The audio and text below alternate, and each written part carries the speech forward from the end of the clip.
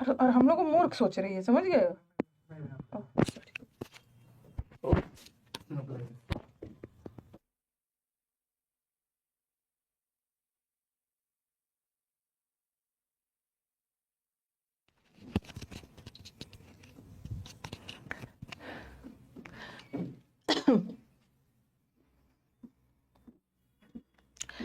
Hello and welcome to all my champions. सारे champions को very very good morning.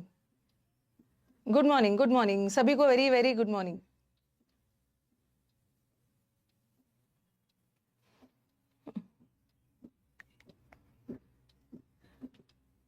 एक बार audio video बता दीजिएगा। Good morning, good morning.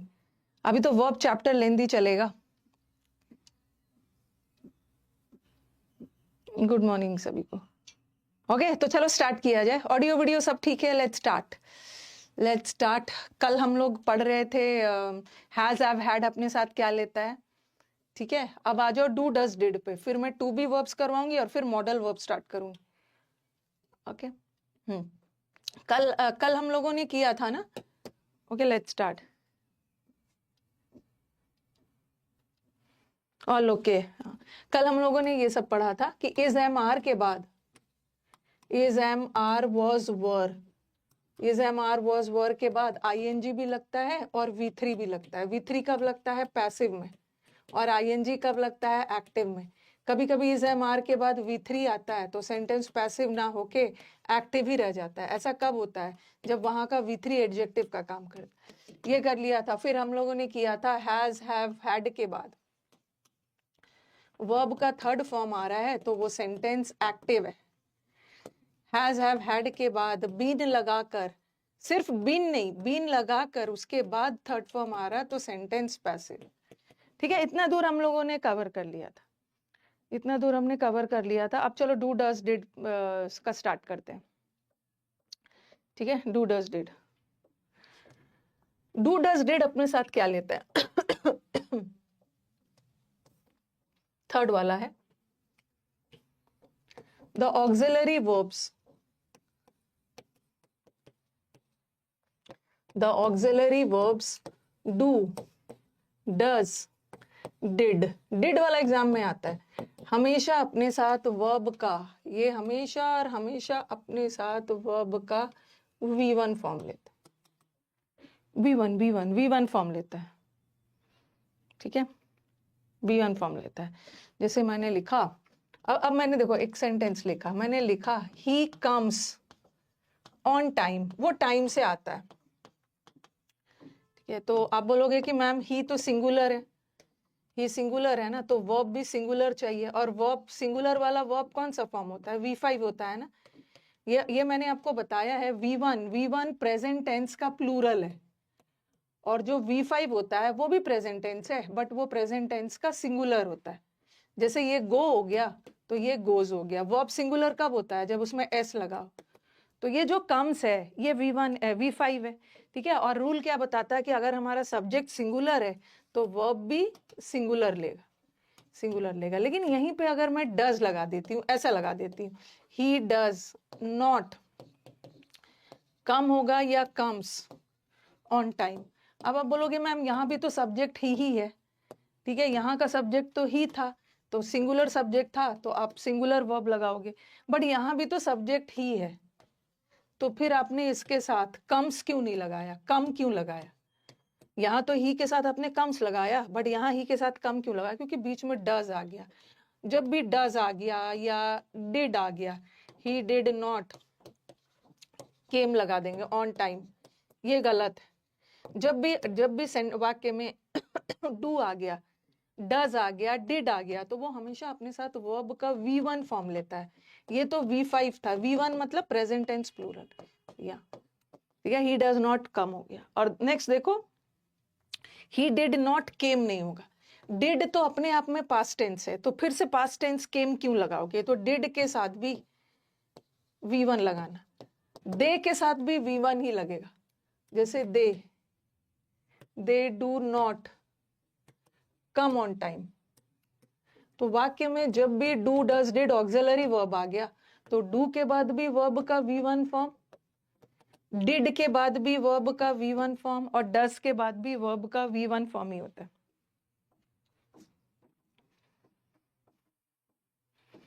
ऐसा वाला एरर भी ऐसा लिखे,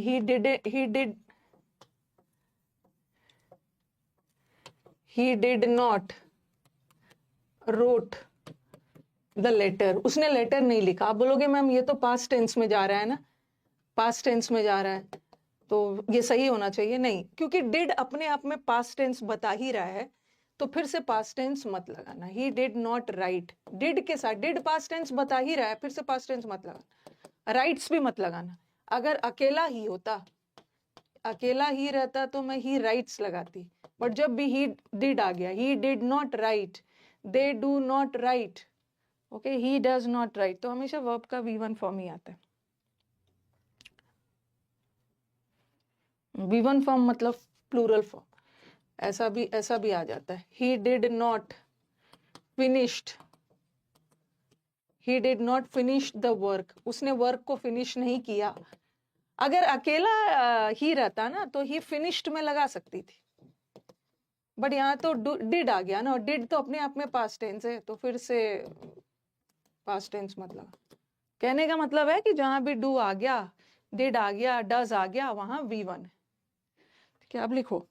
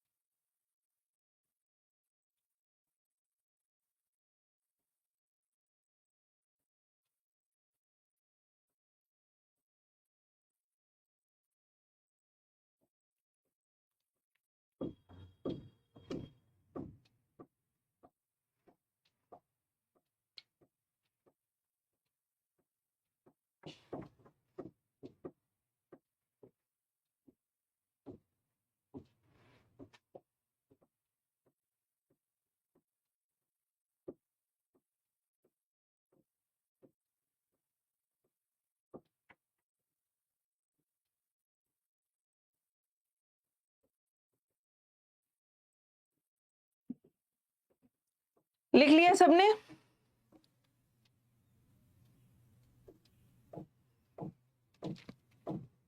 डन। ठीक है, अब मुझे डू डज डिड के बारे में एक इंपॉर्टेंट चीज बतानी।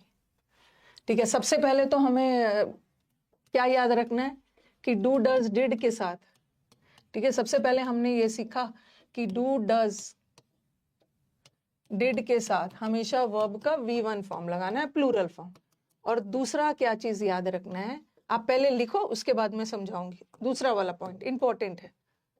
यहाँ पे ना मैं डू डज डिड को, ये रूल लागू तभी होगा जब do does did is am are has have had sentence में ऑक्सिलरी का काम कर रहा, not as a main verb.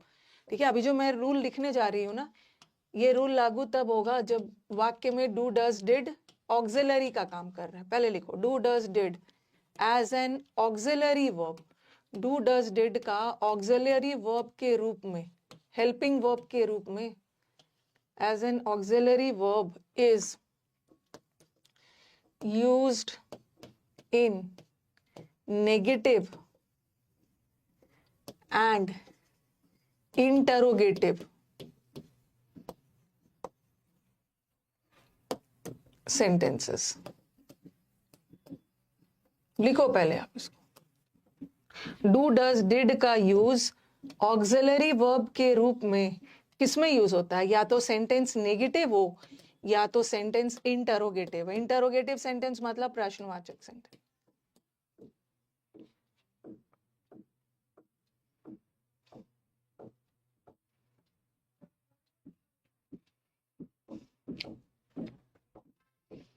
मैंने अगर लिखा ऐसा, you studied yesterday, past tense में, यू स्टडीड यस्टरडे, ये सेंटेंस रॉन्ग है। यू स्टडी, क्या आपने कल पढ़ाई की? अब मुझे बताओ कि ये सेंटेंस रॉन्ग क्यों है? कमेंट बॉक्स में लिख के बताओ मुझे, why is this sentence wrong. मुझे अगर किसी स्टूडेंट से पूछना हो ना कि कल आपने पढ़ाई किया, तो ये बोलूंगी यू स्टडीड यस्टरडे, ये रॉन्ग है, बट बताओ कि क्यों रॉन्ग है। वेट कर रही हूँ आपके आंसर का।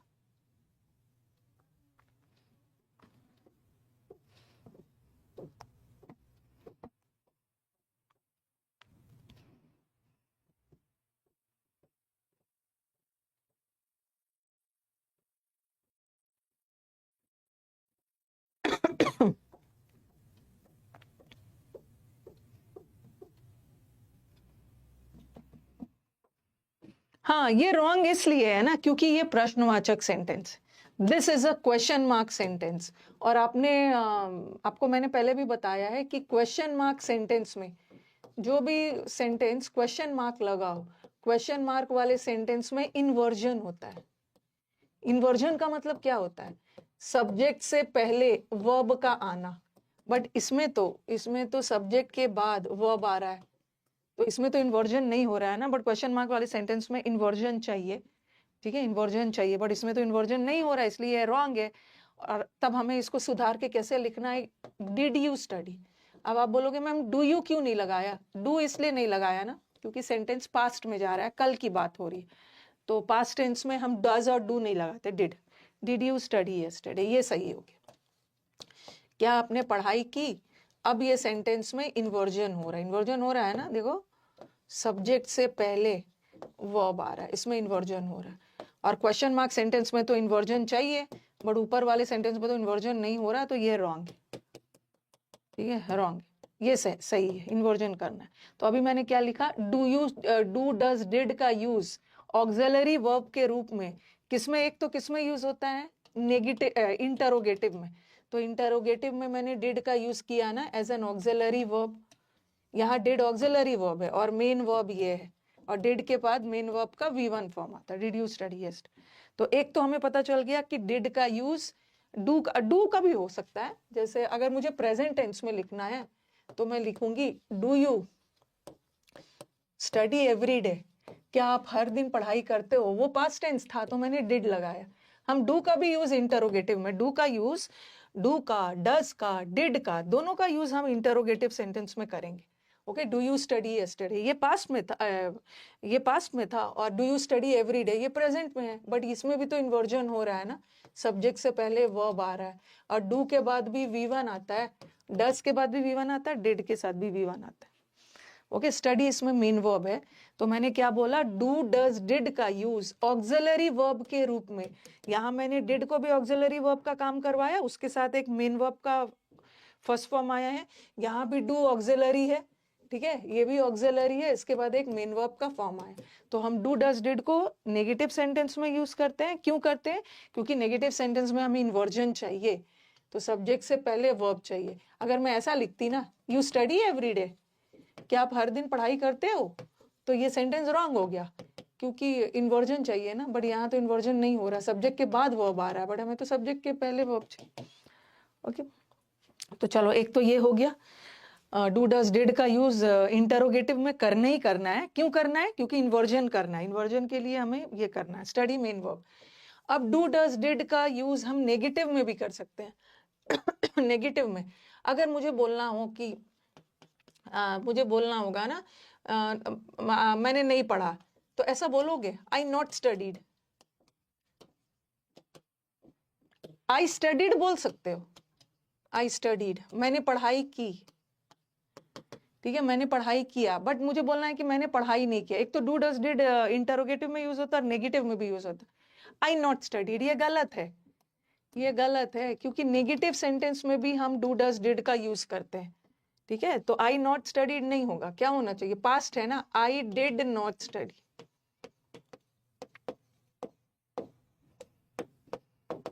आई डिड नॉट स्टडी होगा। ओके, नेगेटिव सेंटेंस में हम डिड का यूज करेंगे। देखो यहाँ का डिड ऑक्सिलरी वर्ब है और ये स्टडी मेन वर्ब है, तो कहने का मतलब है कि जैसे अगर आप प्रेजेंट टेंस में है तो आई डू नॉट स्टडी, या मैं ऐसा लिख दिया ही के साथ, ही डज नॉट स्टडी। तो सब जगह देख रहे हो, यहाँ पे डिड ऑक्सिलरी है, इसके बाद मेन वर्ब का V1 फॉर्म आ रहा है। ये रूल लागू तब होगा जब डू डज डिड ऑक्सिलरी का काम कर रहा है, एक मेन वर्ब आ रहा है। यहाँ पे डिड ऑक्सिलरी है, इसके बाद मेन वर्ब आ रहा है। तो डू डज डिड का यूज एक तो हम इंटरोगेटिव में यूज करते हैं, और एक हम डू डज डिड का यूज किस में यूज करते हैं, नेगेटिव सेंटेंस, नॉट लगा हुआ सेंटेंस। अरे ये क्या कर दिया मैंने।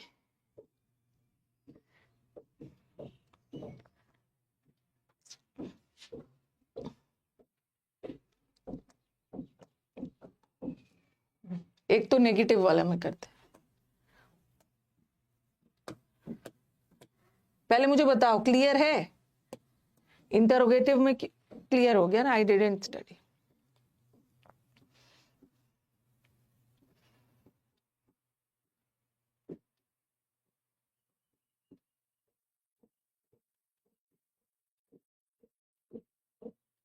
ठीक है, एक ऐसा नरेशन में आता है, लिख लिया होगा सबने।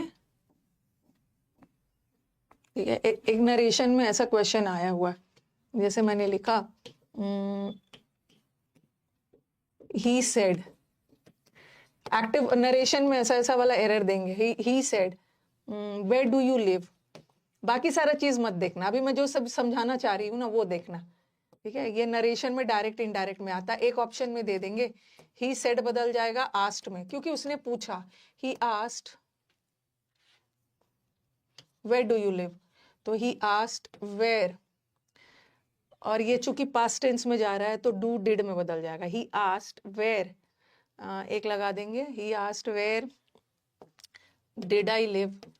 एक ऑप्शन में ऐसा आएगा, एक ऑप्शन में आएगा he asked where I did live.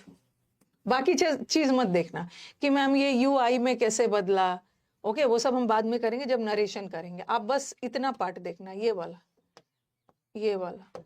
और ऐसा ऑप्शन था, he asked where I lived. देखो सब सेंटेंस पास्ट में जा रहा है, ये भी पास्ट ही में है, ये भी पास्ट ही में, और ये भी पास्ट ही में। तो सबसे पहले देखो, सबसे पहले आप सेंटेंस देखो, तीनों ऑप्शन आया था। ठीक है, अब इसमें से कौन सा करेक्ट है। सबसे पहले देखो यहाँ पे इन्वर्जन हो रहा है ना, सब्जेक्ट से पहले वर्ब, यहाँ भी सब्जेक्ट से पहले वर्ब। सब्जेक्ट से पहले वर्ब का आना मतलब इन्वर्जन का होना, तो यहाँ तो हमें इन्वर्जन जरूरी है क्योंकि ये सेंटेंस क्वेश्चन मार्क वाला है, और जब भी सेंटेंस में क्वेश्चन मार्क आ गया ना तो इन्वर्जन होगा। बट अब ये सेंटेंस क्वेश्चन मार्क नहीं है, वेयर से, हाउ से, व्हाट से क्वेश्चन मार्क नहीं मानते, क्वेश्चन मतलब इंटरोगेटिव नहीं मानते। इंटरोगेटिव होने के लिए क्वेश्चन मार्क होना जरूरी है, लेकिन अब ये क्वेश्चन मार्क जब हम डायरेक्ट से इनडायरेक्ट बनाते हैं ना, क्वेश्चन मार्क फुल स्टॉप में बदल जाता है, और अब ये फुल स्टॉप आ गया, और फुल स्टॉप वाले सेंटेंस में इन्वर्जन नहीं चाहिए, बट यहाँ हो रहा है ना सब्जेक्ट से पहले वर्ब, तो ये गलत है। ये तो वैसे ही गलत, इसमें चाहिए था इन्वर्जन क्योंकि ये क्वेश्चन मार्क था, बट डायरेक्ट से इनडायरेक्ट बनाते समय क्वेश्चन मार्क फुल स्टॉप में बदल जाता, फुल स्टॉप आ गया, अब ये प्रश्नवाचक नहीं रहा, इसमें इन्वर्जन नहीं चाहिए। अब आप बोलोगे कि मैम आई लिव्ड भी तो पास्ट टेंस है, और आई डिड लिव भी तो पास्ट ही है।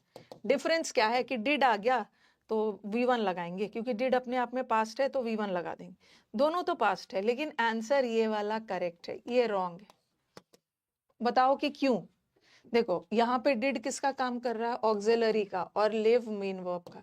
और अभी आपने क्या पढ़ा है, अभी आपने पढ़ा ना कि डू डज डिड का यूज, डू डज डिड का यूज ऑक्सिलरी वर्ब के रूप में या तो हम इंटरोगेटिव सेंटेंस में करते हैं या तो नेगेटिव में करते हैं, बट ये सेंटेंस ना तो इंटरोगेटिव है ना तो नेगेटिव है, तो यहाँ डिड का यूज नहीं करें, आई लिव्ड हो जाए।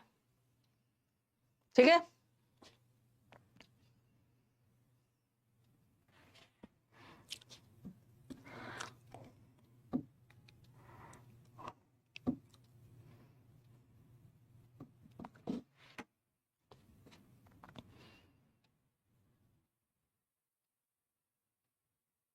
नेगेटिव और इंटरोगेटिव में सेंटेंस, और ये सेंटेंस नेगेटिव भी नहीं है, प्रश्नवाचक भी नहीं है, फुल स्टॉप वाला। कभी कभी क्या होता है, वैसे तो हम डिड का यूज, लिख लीजिए इसको, वैसे तो हम डिड का यूज नेगेटिव और इंटरोगेटिव में करते हैं, बट कभी कभी सेंटेंस में थोड़ा सा ज्यादा इम्फोसिस डालना हो। ओके, यहाँ ज्यादा इम्फोसिस नहीं डाला जा रहा ना, आप कहाँ रहते हो, बताओ कहाँ रहते हो, तो यहाँ कोई जोर डाल के नहीं पूछा जा रहा है। लेकिन कभी कभी क्या होता है ना, सेंटेंस में थोड़ा सा ज्यादा दबाव डाल के बोलना हो। ओके, तो अगर मुझे बोलना होगा कि मैंने लिखा कि आई हेल्प हिम, फिर मैंने लिखा आई डू हेल्प हिम। और अब आपके दिमाग में आएगा कि मैम अभी तो आपने बोला, थोड़ा सेंटेंस को ध्यान से देखना, दोनों सेंटेंस करेक्ट, थोड़ा सेंटेंस को ध्यान से देखना, यहाँ पे डू ऑक्सिलरी वर्ब और हेल्प मेन वर्ब है। तो आपके दिमाग में एक क्वेश्चन आएगा कि मैम अभी तो आपने बोला कि डू डज डिड का यूज या तो नेगेटिव सेंटेंस में होता है या तो इंटरोगेटिव में। तो यहाँ डू ऑक्सिलरी है ना, तो ये नेगेटिव है ना ही इंटरोगेटिव है, बट फिर भी ये सही है। तो कभी कभी सेंटेंस में थोड़ा सा ज्यादा दबाव डाल के बोलना हो अगर, तो हम क्या करेंगे कि डू डज डिड को as an auxiliary verb positive sentence में भी यूज कर लेते हैं। ठीक है, थोड़ा सा एम्फेटिक वाले सेंटेंस में। ठीक है, एम्फेटिक सेंटेंस का मतलब क्या है, जिसपे हम थोड़ा सा ज्यादा दबाव डाल के बोल रहे हैं। वैसे तो दोनों सही है, जैसे मैंने लिखा कि आई हेल्प हिम, मैं उसकी हेल्प करता हूँ। तो अगर थोड़ा सा मैं बिल्कुल उसकी हेल्प करता हूँ, मैं जरूर उसकी हेल्प करता हूँ, मैं उसकी हेल्प करता ही करता हूँ, तो यहाँ आई डू हेल्प हिम। अरे मेरे पे ये इल्जाम मत लगाओ, मैं बिल्कुल उसकी हेल्प करता हूँ। तो कभी कभी सेंटेंस में एम्फोसिस डालने के लिए पॉजिटिव सेंटेंस में भी डू डज डिड का यूज कर लेते हैं। वैसे तो नेगेटिव में होता है।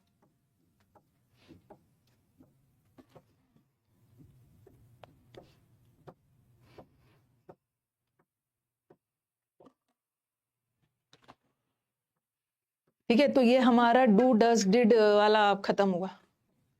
चलो अब हम टू बी वर्ब्स करते हैं।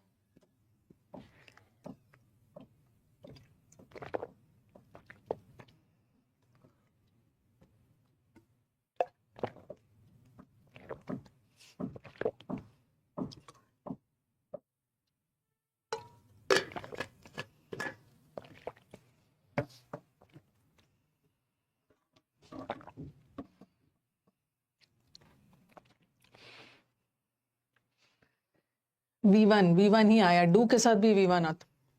हाँ, अब हो गया डू डज डिड वाला चैप्टर। अब मुझे ये बताना है, बच्चों का कंफ्यूजन होता है मैम ये समझ में नहीं आया ना कि ये जो वर्ब का, जैसे गो का फॉर्म्स होता है ना, गो का V1 होता है, गोज होता है, वेंट होता है, गॉन होता है, गोइंग होता है, फॉर्म्स होता है, ध्यान से सुनना। उसी तरह राइट का भी होता है, राइट का V1 है और ये V5 है, ये तो हमने पढ़ भी लिया है। इसका पास्ट टेंस रोट है, इसका V3 राइट, रोट, रिटन, और इसका राइटिंग है। और याद रखना है, राइटिंग में एग्जाम में डबल टी लगा के दे देते हैं, बट राइटिंग में डबल टी नहीं होता है, सिंगल टी होता है। ठीक है, सिंगल टी होता है, तो सबका फॉर्म्स होता है। उसी तरह जैसे डू का होता है, डू का ये V1 है, ये डज है।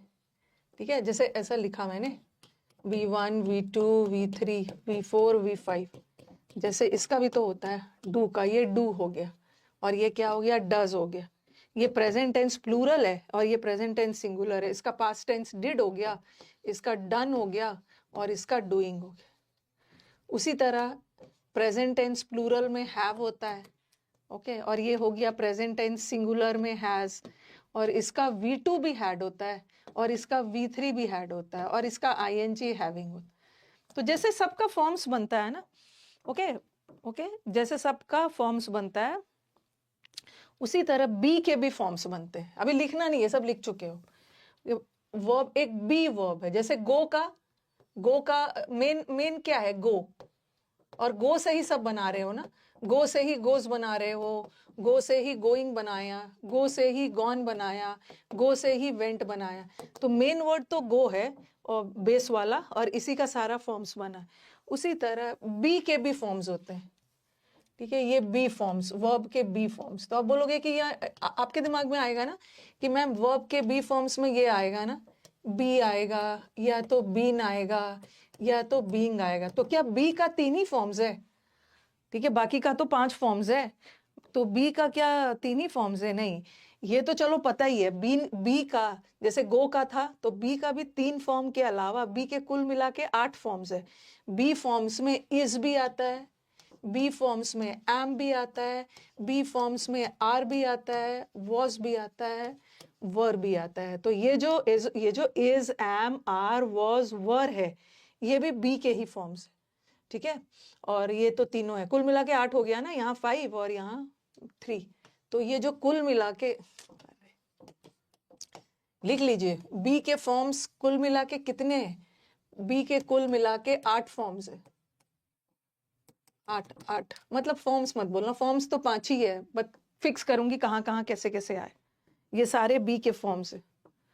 जब हम जूनियर क्लासेस में होते हैं ना, तो टीचर ऐसा ऐसा दे देंगे, ऐसा has, have, had, do, does, did, be के फॉर्म्स में नहीं आता। बी के फॉर्म्स में is, am, are, was, were आता है, ऐसा लगाएंगे। जूनियर क्लासेस में ऐसा आता है, fill the correct form of verb, ठीक है। आपके स्कूल लेवल में आता था, fill the correct form of verb. और ये क्या करेंगे, ही डैश एब्सेंट येस्टरडे, ऐसा लगा देंगे। और यहाँ पे लिख देंगे बी का सही फॉर्म भरो, ये ऐसा लगा के दे देंगे कि मतलब जूनियर क्लास में आता था स्कूल लेवल में, ही डैश एब्सेंट येस्टरडे। और इसमें आपको बी का सही फॉर्म भरना है, जैसे गो का होता है उसी तरह बी का भरना है। तो आपके दिमाग में आएगा कि बी का फॉर्म में तो बीन आता है, बी का फॉर्म में तो बी है और बीइंग है, तो कैसे इसमें बीन कैसे भरे। लेकिन बी के फॉर्म्स में से सिर्फ ये सब नहीं है, बी के फॉर्म्स में इज भी है, एम भी है, आर भी है, वॉज भी है, वर भी है। और एक की बात हो रही है और येस्टरडे की बात हो रही है, तो हम वॉज लगा दें। तो वॉज भी बी के फॉर्म्स में से ही है, वॉज भी बी का ही फॉर्म होता है। तो बी के कुल मिला के 5 फॉर्म्स है। इसको लिखो, फिर मैं V1 V2 में फिट करूंगी कि कौन किस कैटेगरी में जाए। Is, am, are, be, was, were भी बी का ही फॉर्म होता है। ये सब का मैं बताऊंगी कौन कौन से कैटेगरी में, कौन V1 में जाएगा, कौन V2 में जाएगा। थोड़ा सा अब आज आपका 23rd क्लास है, थोड़ा स्पीड बढ़ाना है।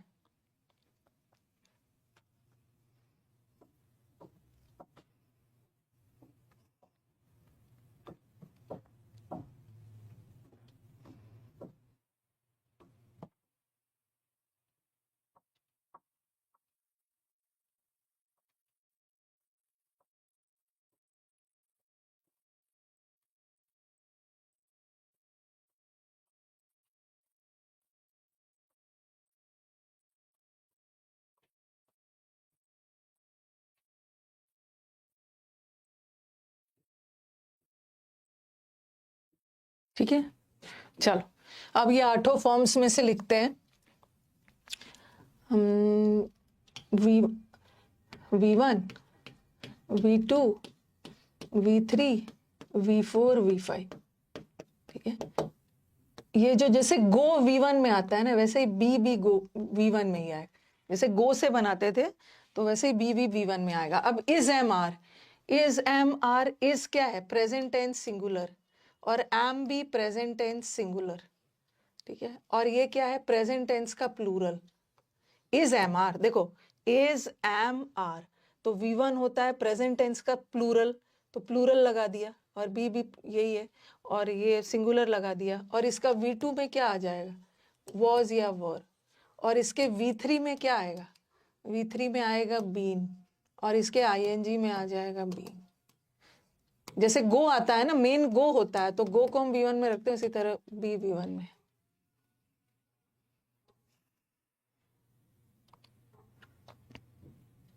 डू का 3rd फॉर्म डन होता है।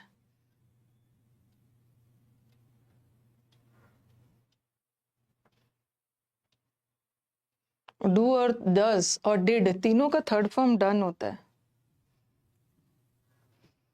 जैसे गो, गोज, वेंट का 3rd फॉर्म गॉन होता है। ऐसी ऐसी बातें क्यों पूछ रहे हो जो पढ़ा दिया है मैंने।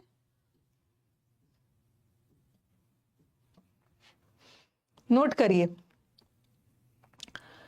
सबसे पहले तो सीखना है कि वर्ब का बी फॉर्म, बी में कौन कौन से फॉर्म आते हैं? बी में कौन से फॉर्म आते हैं? इज आता है, एम आता है, आर आता है, वॉज आता है और वर आता है। और इसके अलावा बी भी आता है, बीन भी आता है। बेस फॉर्म तो यही है, बेस इसी से सब बना, और बीइंग आता है। और कैटेगरी देख लो, ये प्रेजेंट टेंस सिंगुलर में डाला है इज और एम को, ये प्रेजेंट टेंस प्लूरल में डाला है, और ये पास्ट टेंस में डाला है, और ये बीन है। वर को V1 में कहां से डाल देंगे? V1 में पास्ट टेंस होता है। इतना पीटूंगी ना कि वर क्यों नहीं डाला है। वर वर पास्ट टेंस है, पास्ट टेंस है, ये प्रेजेंट टेंस का प्लूरल होता है।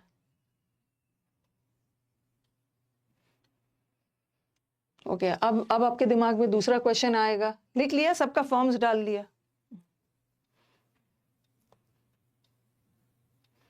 बी समझ नहीं आया, निकिता शर्मा। अभी मैंने कुछ समझाया ही नहीं है, तो आपको समझ में कहां से आएगा? ठीक है मैम, कुछ कुछ बच्चे होते हैं ना जो क्लास में कुछ पढ़ाओ नहीं, पहले ही बोल देंगे ना मेरे को समझ में नहीं आया, मेरे को कंफ्यूजन हो रहा है, मेरे को समझ में नहीं आया। अभी मैंने कुछ समझाया ही नहीं, जब नहीं समझाया तो आपको इतना बड़ा कंफ्यूजन होगा। जब मैं समझाने लगूंगी तब तो आप बेहोश हो जाओगे। ओके, तब तक तो बेहोश हो जाओगे। अभी मैंने कुछ समझाया ही नहीं, अभी मैंने सिर्फ छोटा सा एक चीज समझाया कि ये जैसे गो के फॉर्म्स होते हैं ना, राइट के फॉर्म्स होते हैं, डू के फॉर्म्स होते हैं, ओके, उसी तरह बी के भी फॉर्म्स होते हैं, और बी के कुल मिला के 8 फॉर्म्स होते हैं। और 8 फॉर्म्स लिखवा दिया और सबको V1 V2 कैटेगरी में डाल दिया, सबको V1 V2 कैटेगरी में डाल दिया। ये लड़कियों के साथ ही प्रॉब्लम है ज्यादा, उन्हें भेज दो मेकअप के शॉप में, वहां कंफ्यूजन तो एकदम रहता ही नहीं है। ओके, मेकअप के शॉप में भेजो ना तो इनका दिमाग इतना क्लैरिटी में रहता है, सारा कंफ्यूजन इनको V1 V2 में ही होता है। क्या है इसमें, कुछ कंफ्यूज होने का है ही नहीं, अभी तो कुछ पढ़ाया ही नहीं मैंने। ओके, तो अब आपके दिमाग में आएगा कि मैम ये जो बी का फॉर्म्स है, जो मैं आपने बी का जो फॉर्म्स करवाया, ठीक है, जैसे इज, एम, आर, वॉज, वर, ये बी के 8 फॉर्म्स लिखवाए आपने, और एक मैंने करवाया बी और बीइंग और बीइंग, 8 फॉर्म्स है। तो आपके दिमाग में कंफ्यूजन आएगा कि ये ऑक्सिलरी होता है कि मेन होता है। चलो बताओ। सबसे पहले दिमाग में क्वेश्चन आएगा कि ये ऑक्सिलरी होता है या मेन। तो ये तो मैंने आपको करवा दिया है, ये ऑक्सिलरी भी हो सकता है, मेन भी हो सकता है। ठीक इसी तरह ये भी ऑक्सिलरी भी हो सकता है, मेन भी हो सकता है, दोनों। वो तो सेंटेंस देख के डिसाइड करना है। जैसे लिखा मैंने, ही विल बी ऑनेस्ट, फिर लिखा मैंने ही विल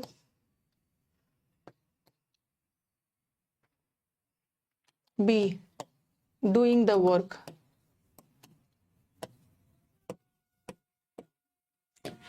फिर लगाया ही हैज बीन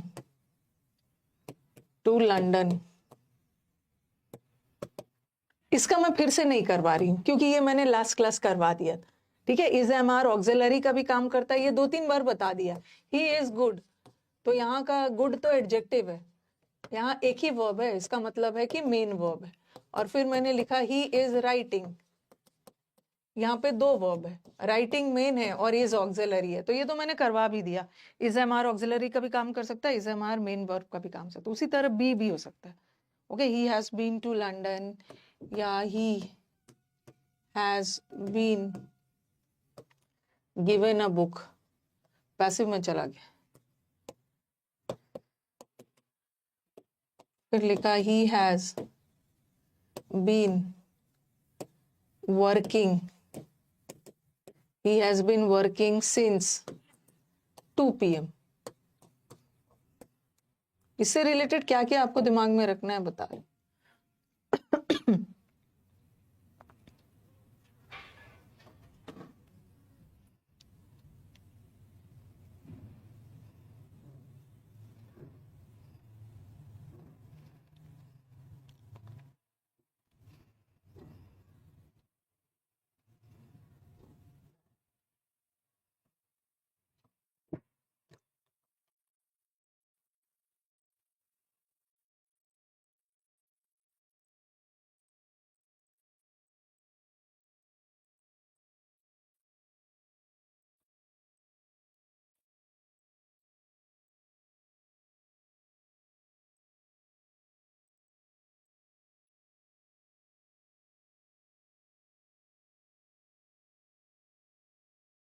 बुक फटी हुई निकली है तो आप उसको रिटर्न में डाल दो, मतलब एक्सचेंज में डाल दो, एक्सचेंज में डाल दीजिए, उसमें कौन सी बड़ी बात है। ठीक है, बुक आपको फटी हुई मिली है तो एक्सचेंज डाल दीजिए, वो एक्सचेंज हो जाएगा। वो तो अमेजोन वाले की ड्यूटी है। लड़कियों से पूछो, वो अपना ड्रेस मंगवाते हैं, कितना बार एक्सचेंज करते हैं फिर मंगवाते हैं, उनसे ये सब चीज सीखना है। 5 बार एक्सचेंज करेंगे फिर मंगवाएंगे, और अमेजोन करता भी है डिलीवरी आपको, तो एक्सचेंज कर दीजिए उसको। ही विल बी ऑनेस्ट। अब देखो यहाँ पे ऑनेस्ट, ईमानदार, उसकी विशेषता बता रहा है, एडजेक्टिव। अब ये जो मॉडल वर्ब्स होते हैं ना, इसके बाद नेक्स्ट चैप्टर में मॉडल वर्ब्स ही पढ़ाऊंगी। मॉडल वर्ब्स हमेशा ऑक्सिलरी होता है। ठीक है, मॉडल वर्ब हमेशा ऑक्सिलरी होता है। जैसे मैंने लिखा ही विल गो, फिर लिखा ही शुड गो, फिर लिखा he may go. Modal verb next chapter modal verb ही होगा। तो मॉडल वर्ब्स किसको बोलते हैं? कैन, कुड, मे, माइट, ये सब, ये देखो। और मॉडल वर्ब्स कभी भी मेन वर्ब नहीं होगा। मॉडल वर्ब हमेशा सहायक क्रिया होता है, auxiliary verb, auxiliary verb, auxiliary verb. और मॉडल वर्ब के बाद जो भी मेन वर्ब आएगा वो V1 फॉर्म में रहता है, V1 form, V1 form, V1 form में रहता है। ठीक है, एक चीज याद रखना। तो ये तो मॉडल वर्ब है, और मॉडल वर्ब तो हमेशा ऑक्सिलरीज होते हैं। और उसके बाद, और मॉडल वर्ब के बाद हमेशा वर्ब का V1 फॉर्म आता है, और बी भी तो V1 फॉर्म ही है ना, तो यहाँ का B1 फॉर्म है, बी मेन वर्ब।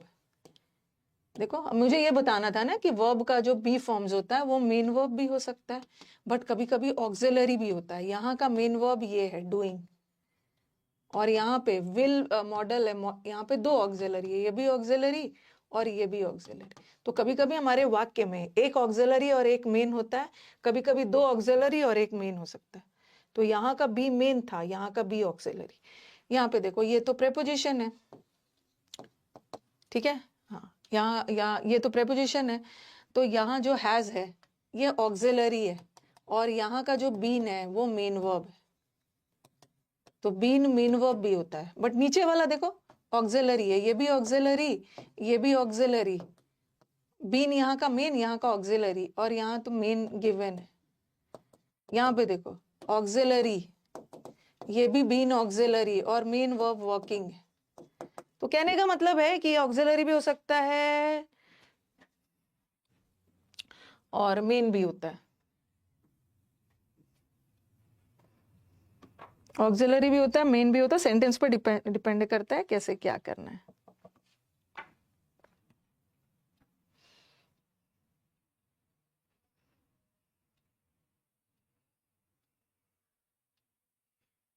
देखो, बहुत अच्छा बोल रहे हैं अनीशा, जितना बार ऑर्डर नहीं होता है ना उतना बार वो एक्सेप्ट कर रहे हैं। ठीक है, कोई बात नहीं है, जब तक मन पसंद ना आ जाए तब तक ऑर्डर एक्सचेंज होते रहते, दुगना कैंसिल या रिटर्न होता है।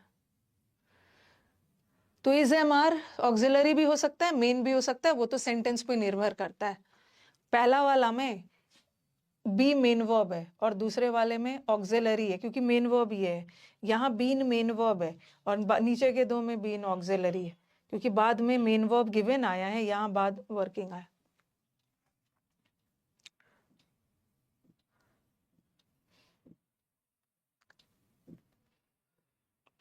तो बी वर्ब के बी फॉर्म्स मेन भी होते हैं, वर्ब के बी फॉर्म्स ऑक्सिलरी भी होते हैं। ठीक है, लिख लिया सब। और 1-2 चीज याद रखनी, सब कंफ्यूजन मत होना। जैसे मैंने लिखा, देखो ही के साथ तो हम गोज लगाते हैं। ठीक है, गोज कौन सा फॉर्म है? V5 form. V5 फॉर्म क्या होता है? प्रेजेंट टेंस का सिंगुलर। और आप मुझे बोलोगे कि मैम कि ये जो ही है ये सिंगुलर है, तो वर्ब भी सिंगुलर होता है। ठीक है, यहाँ पे तो सब्जेक्ट वर्ब का रूल फॉलो हो रहा है। वाक्य का अगर हमारा सब्जेक्ट सिंगुलर है तो वर्ब भी सिंगुलर। बट ये रूल टूटता है किसमें? जब डू डज डिड आ गया। जैसे मैंने लिखा ही डज नॉट गोज या go on time. Normal sentence में अगर हमारा सब्जेक्ट सिंगुलर है तो वर्ब भी सिंगुलर होगा, बट यहाँ पे गोज नहीं होगा, क्योंकि यहाँ पे ऑलरेडी सिंगुलर लग गया है। डस भी तो सिंगुलर होता है। तो आप बोलोगे कि मैम ही तो यहाँ पे सिंगुलर है, तो यहाँ गोस क्यों नहीं लगा रहे? क्योंकि बीच में जब भी डू डस डिड आ गया, उसके बाद जो वर्ब आ रहा है वो V1 होगा। एक रूल यहाँ पे टूटेगा कि ही के साथ कभी कभी हम गो भी लगा देते हैं जब बीच में डू डस डिड आ गया, और जब मॉडल वर्ब आ गया। नॉर्मल सेंटेंस में तो ही के साथ गोज होगा, बट बीच में मॉडल वर्ब आ गया, तो मॉडल वर्ब के साथ भी आप V5 नहीं लगाना, V1 लगाना। तो मॉडल वर्ब हमेशा अपने साथ V1 लेता है, plural form. Do does did भी हमेशा अपने साथ प्लूरल फॉर्म लेता है, ठीक है, चाहे हमारा सब्जेक्ट सिंगुलर ही क्यों ना। He has been to London, इसका मतलब है वह लंदन जा चुका है, पहले भी लंदन जा चुका है।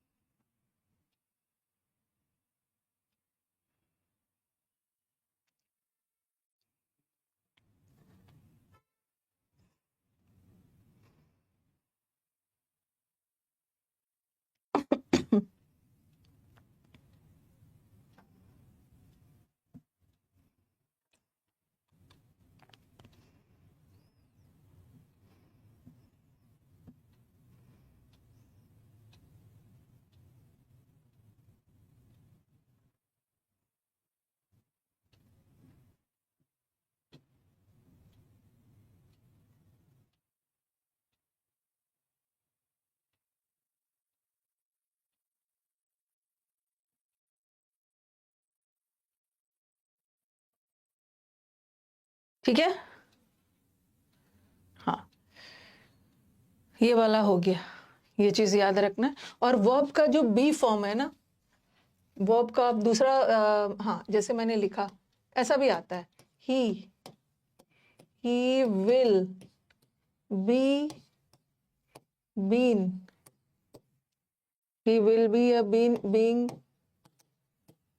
ऑनेस्ट।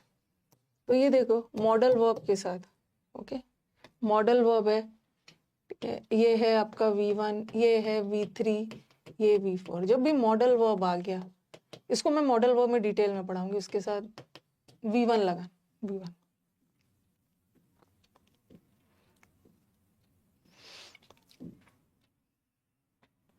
और फिर दोबारा आएगा कि मैम सबसे पहले हमने क्या पढ़ा, ये जो वर्ब के बी फॉर्म्स, ये जो वर्ब के बी फॉर्म्स होते हैं, ये ऑक्सिलरी भी होता है और ये मेन भी होता है। और दूसरा, ये जो वर्ब का बी फॉर्म्स है, ये एक्शन वर्ब भी हो सकता है और ये स्टेटिव भी हो सकता है। देखो यहाँ पे स्टेटिव और एक्शन काम आ रहा है, ओके। जैसे लिखा मैंने, ही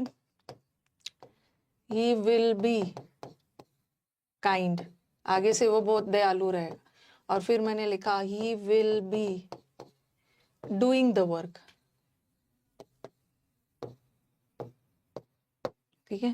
अब मैंने लिखा ही इज गुड, और फिर मैंने लिखा ही इज वर्किंग।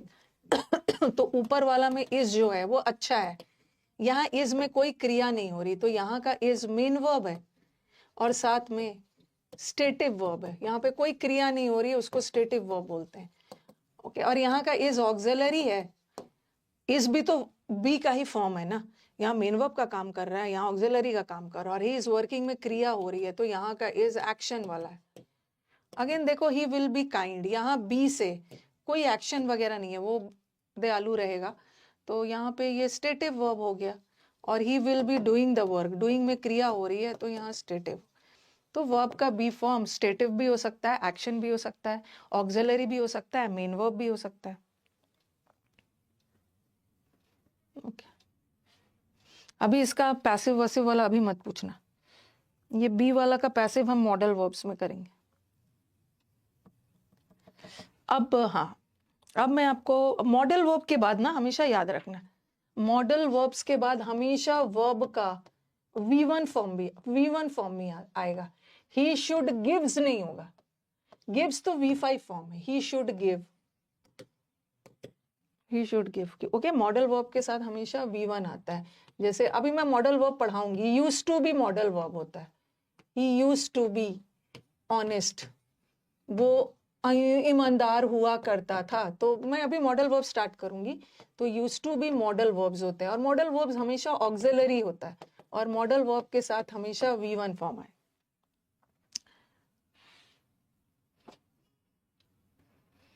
V1। अभी मैंने वर्ब का 6 क्लासेस लिया आपके साथ, ठीक है, वर्ब का 6 क्लासेस लिया है, मैं आपको बता रही हूँ।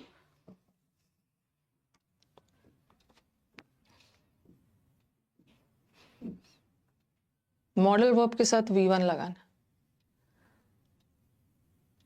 कोई भी विल, शैल, कैन, कुड, कुछ भी आ गया उसके साथ, मॉडल वर्ब के साथ कभी भी मॉडल वर्ब के साथ बीइंग तो लगाने ही नहीं, मॉडल वर्ब के साथ बीइंग थर्ड फॉर्म में लगाने ही नहीं, मॉडल वर्ब हमेशा अपने साथ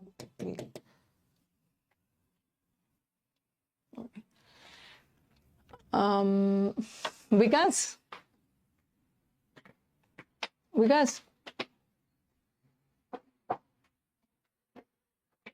एक सेंटेंस वर्ब चैप्टर में सेंटेंस इंप्रूवमेंट का पहला शीट है ना? हाँ, तो अभी डाल दो, ठीक है। ये तब तक बनाएंगे इसको, फिर मैं जैसे जैसे बोलूंगी, वो भी तो ऐड किया है ना पिछला बैच वाला भी एक वर्ब कर दिया, तो पिछला वाला आई थिंक वर्ब में तो बहुत सारा है शीट, वर्ब में तो आज आप सिर्फ इम्प्रूवमेंट, ओके। स्टेटिव वर्ब का मतलब है कोई एक्शन नहीं हो रहा है, ही विल बी काइंड, ठीक है, बी काइंड, वो काइंड रहेगा, तो यहाँ पे कोई एक्शन थोड़ी हो रहा है, स्टेटिव वर्ब है, और यहाँ पे काम चल रहा है डूइंग, तो ये हाँ। अब मुझे आपको क्या बताना था, आपके अभी मैंने वर्ब का ना, वर्ब का सिर्फ आपको 3 शीट और वो सब नहीं मिलेगा, वर्ब का शीट्स थोड़ा सा ज्यादा है, ओके, वर्ब का आपको बहुत ज्यादा शीट्स मिलने वाला है, क्योंकि वर्ब चैप्टर लेंदी चलेगा। तो अभी तक मैंने जितना पढ़ाया है ना, मैंने आपको V1 V2 पढ़ाया, वो सब पढ़ाया है ना, कि स्टेटिव वर्ब अपने साथ एडजेक्टिव लेता है, एक्शन वर्ब अपने साथ एडवर्ब लेता है, फिर वर्ब का V1 V2 करवाया, ठीक है, इज एम आर अपने साथ ING भी ले सकता है, V3, मतलब फर्स्ट क्लास से लेकर अभी तक जितना पढ़ाया मैं उसी का आज आपके बैच में PDF डलवा रही हूँ, सेंटेंस इंप्रूवमेंट फॉर्म में। इंप्रूवमेंट का मतलब समझ रहे हो ना, 4 ऑप्शन है, उसमें से करेक्ट वाला चुनना है, ओके। तो आप इसको बना लेना, मुझे लग रहा है 40-50 क्वेश्चन होंगे, बारी बारी से मैं पढ़ाते जाऊंगी फिर देते जाऊंगी, 40-50 क्वेश्चन होंगे, ठीक है। तो आई थिंक आपका 40-50 क्वेश्चन तो बन ही जाएगा, ठीक है, 40-50 क्वेश्चन बना के रखना, ओके। ये इम्प्रूवमेंट का PDF जाएगा, PDF में चेक करना, PDF के पीछे आंसर भी रहेगा, लेकिन वर्ब चैप्टर में मैं आपसे बोलूंगी ना, सिर्फ आंसर देख के संतुष्ट नहीं हो जाना है, ठीक है, आप उसका वीडियो सोल्यूशन भी डाल दूंगी, वर्ब में वीडियो सोल्यूशन देखना बहुत जरूरी होता है, कॉन्सेप्ट क्लियर हो जाता है, ओके। तो सबसे पहले आप क्या करोगे, सेंटेंस इंप्रूवमेंट का शीट जाएगा, अपने से बनाओगे, ठीक है, एक बार अपने से बनाना, और फिर वीडियो सोल्यूशन को 2x स्पीड पे देखना, 1.5 देखना या 2x स्पीड पे ना देखते जाना कि आपका आंसर करेक्ट है कि नहीं। और वीडियो सोल्यूशन देखने से क्या होता है ना, जो भी दिमाग में कंफ्यूजन है वो एक ही बार में खत्म हो जाता है, सिर्फ आंसर देखने से कंफ्यूजन क्लियर नहीं होता है, तो कर लीजिएगा, ठीक है, इसको बना लेना, ये मैं हो जाएगा। जब मैं आपको मॉडल वर्ब्स पढ़ा लूंगी ना, तो फिर मॉडल वर्ब्स का शीट डलेगा, मॉडल वर्ब्स का शीट में और भी बहुत सारा रहेगा। फिर मैं आपको नॉन फाइनाइट वर्ब पढ़ाऊंगी, जिसमें जीरेंड, इन्फिनिटिव और पार्टिसिपल पढ़ाऊंगी, फिर वो वाला रहेगा, और फिर एक साथ वर्ब का पूरा शीट रहेगा, मतलब वर्ब का बहुत सारा शीट्स मिलने वाला है, बना लेना, ओके। हाँ,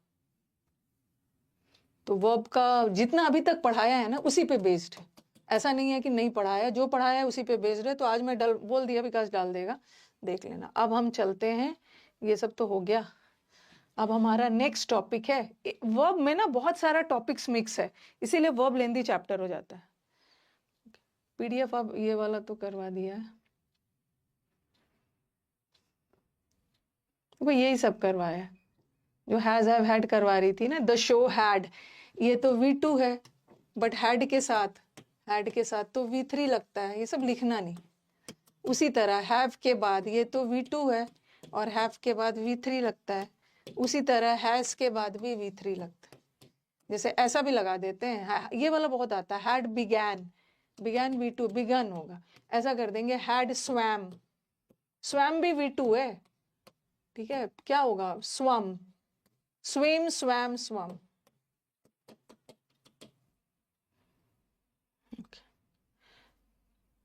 ये हो गया ऑक्सिलरी वर्ब्स वाला, डू डज डिड वाला भी करवा दिया, पॉजिटिव और नेगेटिव सेंटेंस वाला। अब चलो हम चलते हैं मॉडल वर्ब्स पे, ठीक है। मॉडल वर्ब्स में दिमाग लगाना होगा थोड़ा, मॉडल वर्ब्स का एक्टिव पैसिव से भर भर के एरर्स आता है।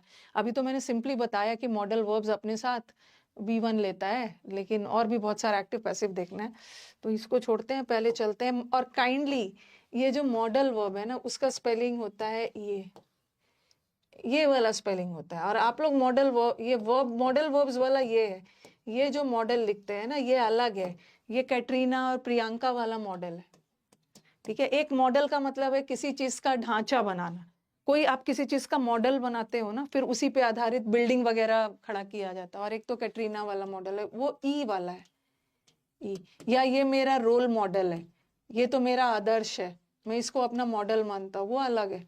लेकिन ये वाला मॉडल में ए लगेगा, ए।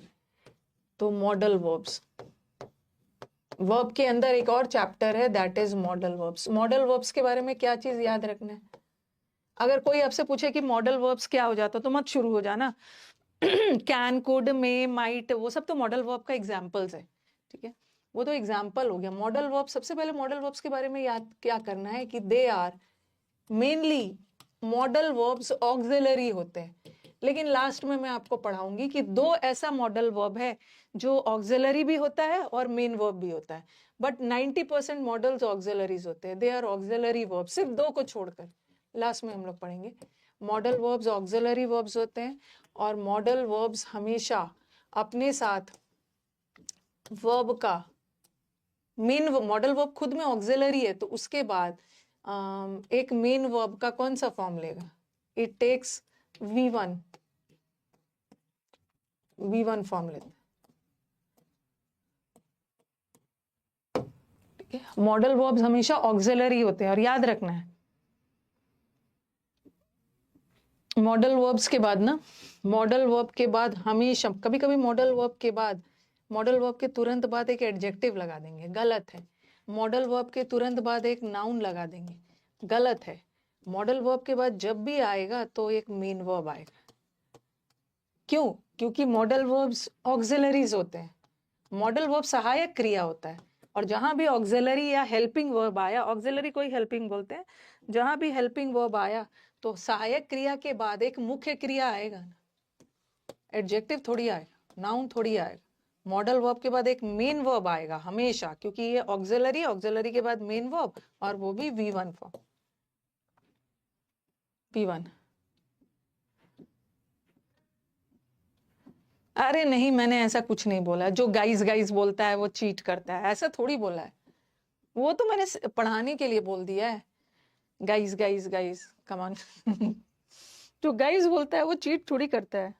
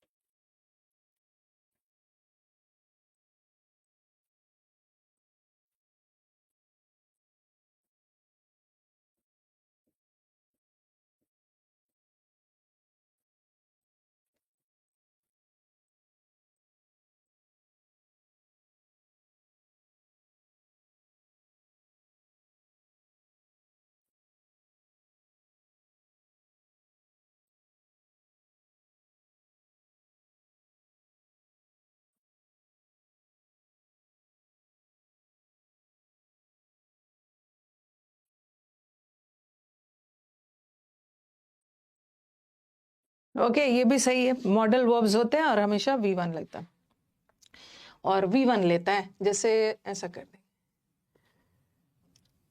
मैंने लिखा he will been faithful, faithful to his parents, वो अपने पेरेंट्स के प्रति वफादार रहे। He should did the work, ऐसा ऐसा लगा लगा के दे देंगे। ओके, ऐसा लगा देंगे, he should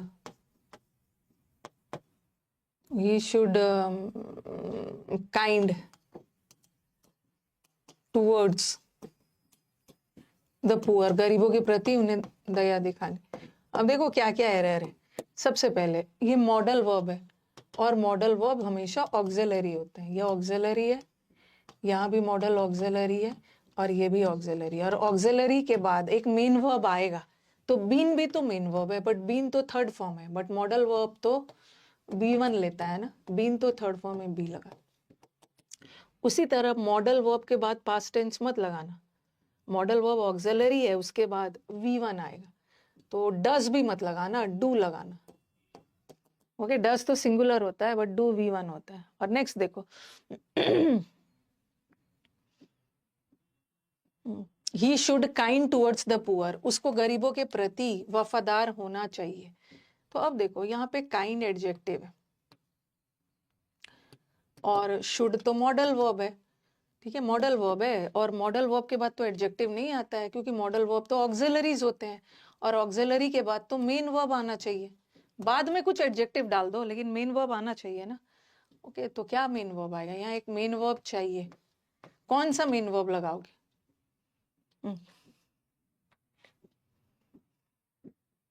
he should kind नहीं होगा, कौन सा? हमें V1 चाहिए, मॉडल वर्ब के बाद एक मेन वर्ब चाहिए V1। और चूंकि यहाँ पे कोई क्रिया वगैरह नहीं हो रही है ना, तो हम यहाँ पे बी लगा सकते हैं। यहाँ बी को as a stative verb use किया। He should be kind, he should be faithful, he should be honest. But यहाँ मैंने बी इसलिए नहीं लगाया क्योंकि यहाँ कोई काम के करने का सेंस जा रहा है ना, इसलिए डू लगा दिया। बी लगा दो। We should be honest, we should be faithful, we should be kind. क्योंकि एडजेक्टिव से किसी क्रिया के बारे में नहीं पता चल रहा है, तो वहां पे हमें क्रिया वाला वर्ड ना डाल के स्टेटिव वाला डालना है।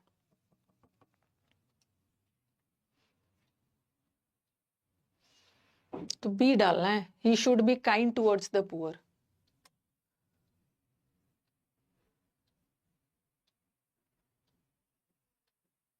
और यहाँ पे शुड ऑक्सिलरी है और बी मेन वर्ब है।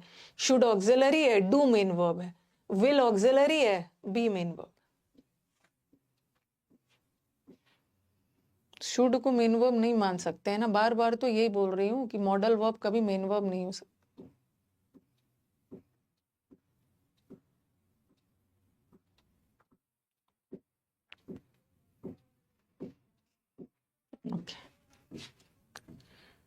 तो मॉडल वर्ब के बारे में हमने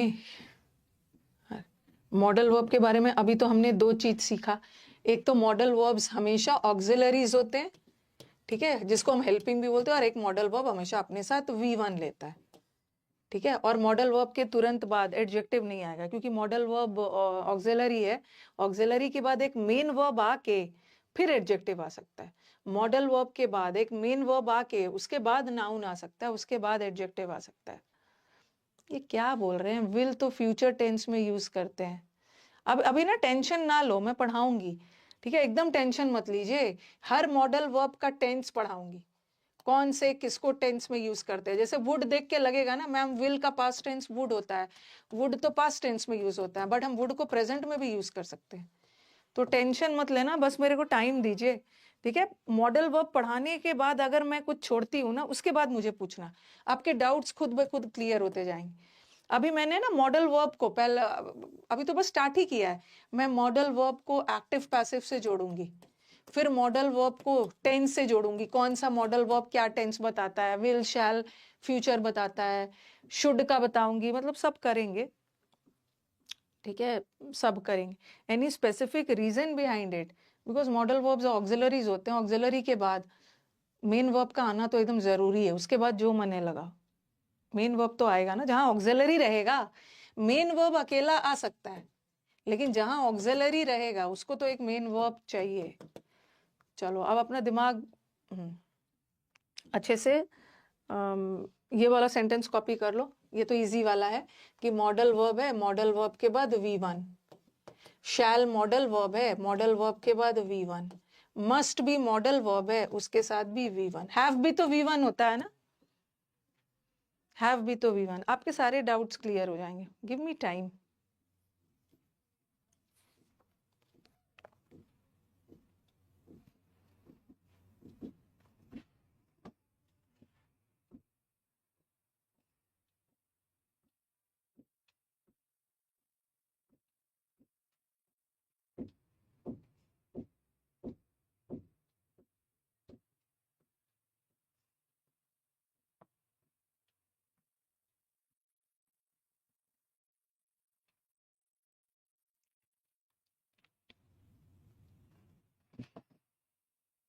हैव भी V1 ही फॉर्म होता है, ठीक है। हैव V1 फॉर्म है, बी भी V1 फॉर्म है। डू मॉडल वर्ब्स हमेशा अपने साथ, मॉडल वर्ब्स के साथ कभी भी, मॉडल वर्ब के साथ कभी भी हैज मत लगाना।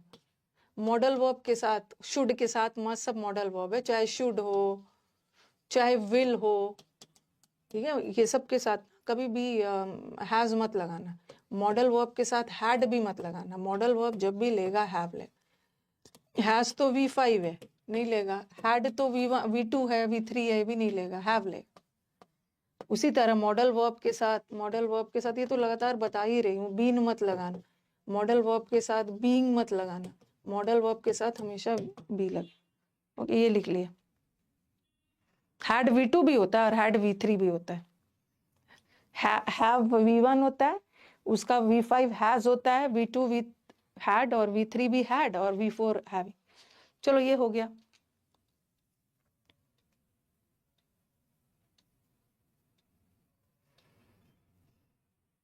अब आ जाओ। हाँ, अब असली कहानी तो एक्टिव पैसिव में होगा। अभी तो मैंने बोला कि मॉडल वर्ब्स के साथ, अब मैं जोड़ रही हूँ ना, यहां से भर भर के एरर्स आते हैं। अभी मैं मॉडल वर्ब V1 लेता है और मॉडल वर्ब को जोड़ रही हूँ वॉइस से, ठीक है। मॉडल वर्ब में एक्टिव पैसिव कैसे चलता है, मॉडल वर्ब में एक्टिव पैसिव कैसे जाएगा। ओके, अभी अभी यहाँ पे कुछ मत लिखो, यहाँ से नहीं समझ में आएगा, यहाँ से नहीं समझ में आएगा। ये देखो ऊपर लिखो, मॉडल वर्ब्स एंड वॉइस। कैसे कैसे वॉइस क्या होगा, वॉइस में एक्टिव पैसिव। ध्यान से थोड़ा इसको सुनना है, एक्टिव और पैसिव वॉइस।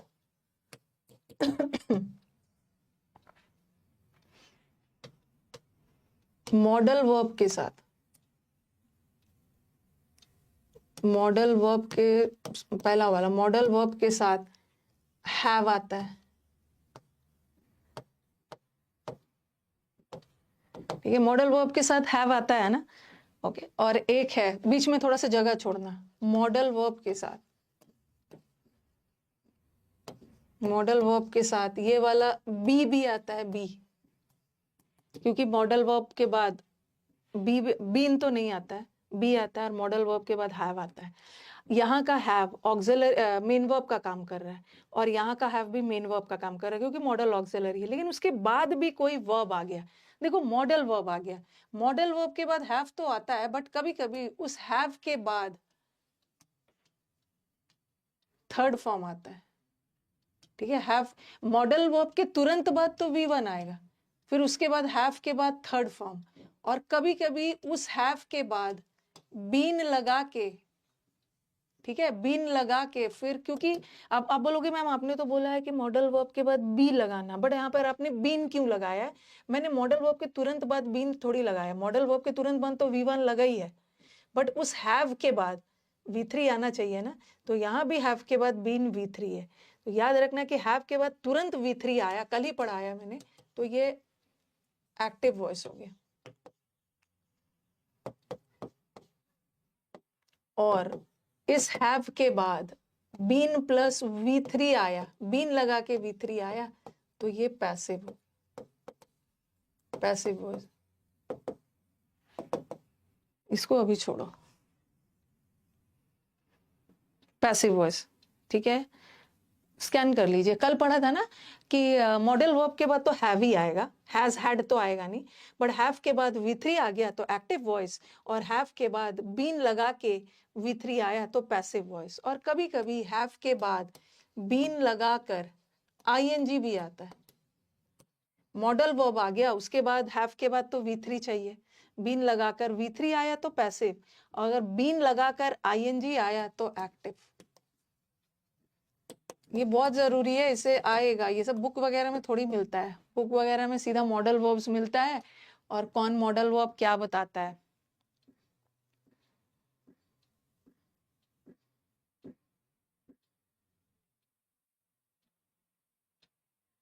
ओके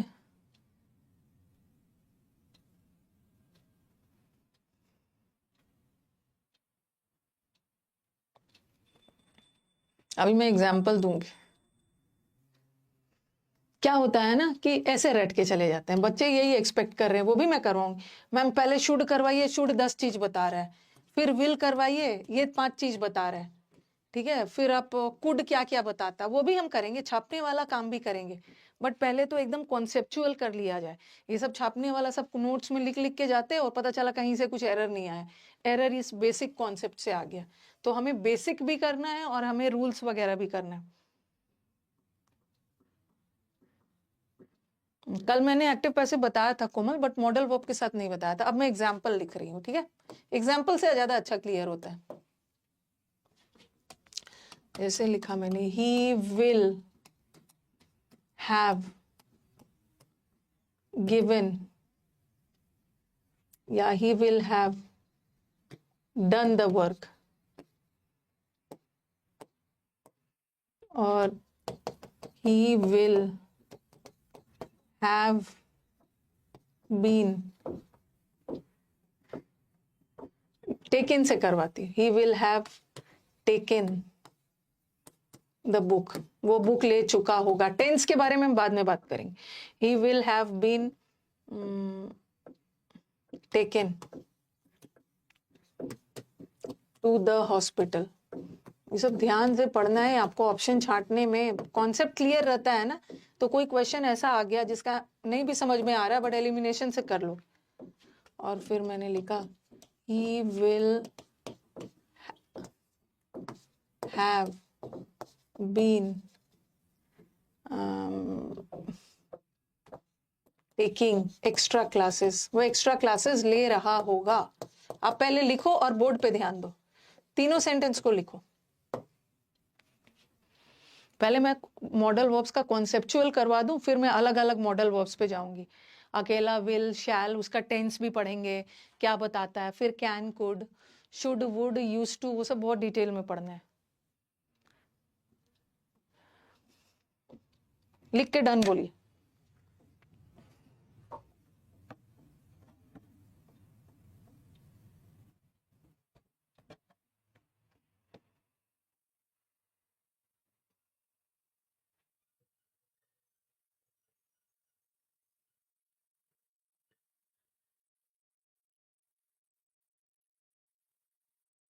आज तो मैच भी है इंडिया ऑस्ट्रेलिया का।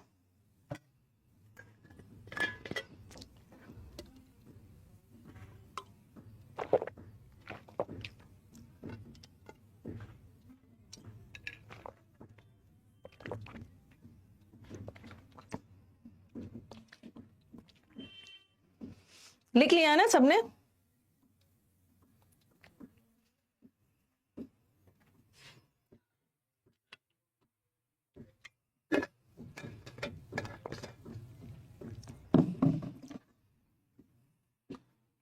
ठीक है, अब जरा सेंटेंस पे ध्यान से दे। अब पहले तो एक्टिव पैसिव कर लेते हैं। आपने क्या पढ़ा है कि हैव के तुरंत बाद V3 आ गया। हैव के कल ही पढ़ाया था मैंने, हैव के तुरंत बाद V3 आया तो एक्टिव वॉइस, ठीक है। और हैव के बाद बीन लगाकर V3 आया तो सेंटेंस पैसिव। और इस सेंटेंस में तो पैसिव होने के लिए तो B3 चाहिए ना, ठीक है। हैव के बाद यहाँ तो ING आ गया तो ये सेंटेंस एक्टिव है। अब थोड़ा सा सेंटेंस का मैं ट्रांसलेशन कर देती हूँ। नहीं नहीं, मैच तो देखा जाता है। ये देखो, जितनी भी तैयारी कर रहे हो ना, यूपीएससी कर रहे हो, एसएससी कर रहे हो, कोई भी गवर्नमेंट एग्जाम की तैयारी कर रहे हो, मैच तो मैच है। मैच तो मैच है ना, मतलब सब लोग देखते हैं मैच तो। और वो भी सेमीफाइनल है, इंडिया है, जबरदस्त टीम सामने ऑस्ट्रेलिया है, तो मैच तो सब लोग देखते हैं ना। भले पढ़ते भी रहोगे तो बीच बीच में जाके मैच तो देखेंगे ही। तो यहाँ पे देखो, ये सेंटेंस का ट्रांसलेशन कर देती हूँ। ही will have taken the book, इसकी हिंदी क्या है? वो बुक ले चुका होगा। तो वो खुद बुक लेगा ना, ठीक है, वो बुक ले चुका होगा, तो बुक लेने का काम ही खुद काम कर रहा है, तो सेंटेंस एक्टिव जाएगा। बट देखो, he will have been taken to the hospital, उसको हॉस्पिटल ले जाया जा चुका होगा, वो खुद नहीं जाएगा, किसी और के द्वारा। और ऐसे भी हैव के बाद बीन लग के थर्ड फॉर्म आ गया, तो ये सेंटेंस पैसिव। यहाँ ही कोई काम नहीं करेगा, कोई और आके उसको हॉस्पिटल ले जाए। और he will have been taking extra classes, वो एक्स्ट्रा क्लासेस ले रहा होगा, तो ये खुद तो एक्स्ट्रा क्लासेस ले रहा होगा, तो ये एक्टिव है। सबसे पहले तो समझ में आ गया ना हमारा सेंटेंस। हाँ, ट्रेविस हेड का कुछ करना, सही बोल रहे हो। ऑस्ट्रेलिया के सामने ना इंडिया सरेंडर कर देता है, लेकिन हम फिर भी हम लोग हमारा ऑस्ट्रेलिया के सामने ना कभी कभी क्या बोलते हैं, एकदम सरेंडर ढह जाते हैं। लेकिन आज हमारा इंडिया कुछ करेगा। ओके, आज इंडिया कुछ करेगा, आज ट्यूसडे है हनुमान जी का दिन है। तो बस रोहित शर्मा को ना, मतलब मुझे 100 रन बना देना है, उसके बाद बाकी संभाल लेंगे। 100 रन तक टिक जाना है। रोहित शर्मा 100 रन तक टिक जाएंगे, इंडिया जीत जाएगा।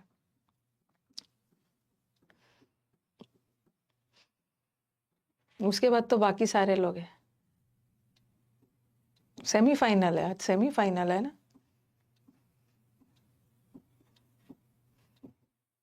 अब चलो, अब देखो यहाँ पे मॉडल वर्ब। मॉडल वर्ब के तुरंत बाद क्या आता है? V1, और हैव V1 भी होता है। मॉडल वर्ब के तुरंत बाद V1 हैव, मॉडल वर्ब के तुरंत बाद V1 हैव। चलो, मॉडल वर्ब के बाद तो हैव आता है, ठीक है, मॉडल वर्ब के बाद हैव आता है। और उस हैव के बाद देखो यहाँ पे V3 आया, हैव के तुरंत बाद V3 आया, तो एक्टिव वॉइस।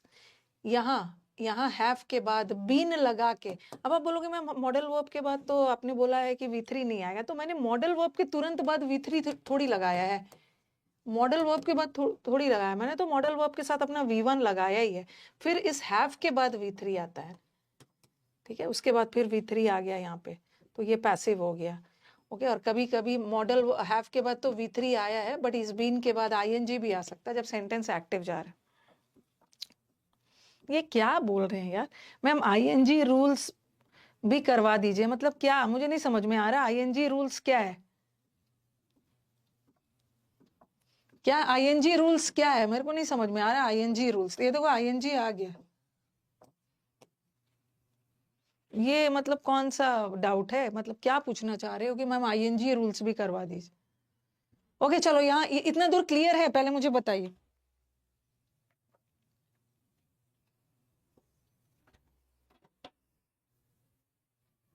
इतना दूर क्लियर है कि मॉडल वर्ब के बाद अगर हैव आता है ना, हैव के तुरंत बाद मॉडल वर्ब के बाद हैव आएगा, उसके तुरंत बाद एक्टिव जाएगा, बीन लगा के थर्ड फॉर्म जाएगा, पैसिव जाएगा, और जब ING आ गया तब तो वो एक्टिव रहे।